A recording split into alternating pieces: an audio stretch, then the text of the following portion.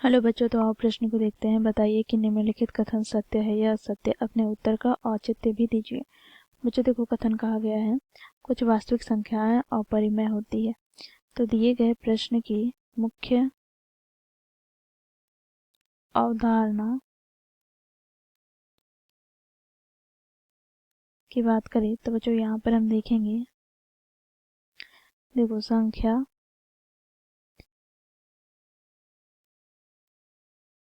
रेखा पर बच्चों देखो संख्याएं वास्तविक संख्या होती है। ठीक है, अब वास्तविक संख्या को दो भागों में बांटा जाता है। पहला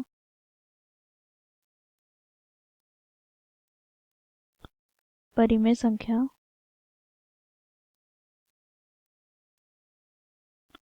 और दूसरा अपरिमेय संख्या।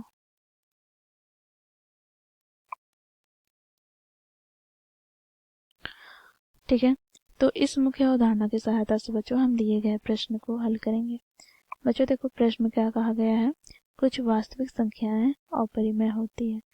तो बच्चों देखो, वास्तविक संख्याएं में ही अपरिमेय संख्या आ रहे हैं। ठीक है, तो यहाँ पर हम कह सकते हैं कि कुछ वास्तविक संख्याएं क्या है, अपरिमेय ही है। ठीक है, क्योंकि वास्तविक संख्या है परिमेय संख्या और अपरिमेय संख्या से मिलकर बना है। ठीक है, अर्थात इसका सम्मिलित रूप है। तो यहाँ पर तो हम कह ही सकते हैं कि कुछ वास्तविक संख्या है अपरिमेय संख्या है।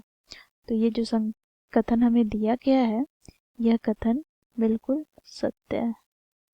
तो इस मुख्य अवधारणा की सहायता से हम लोगों ने दिए गए कथन को सत्य साबित किया। आशा करती हूँ आप लोगों को यह प्रश्न समझ में आया होगा। धन्यवाद।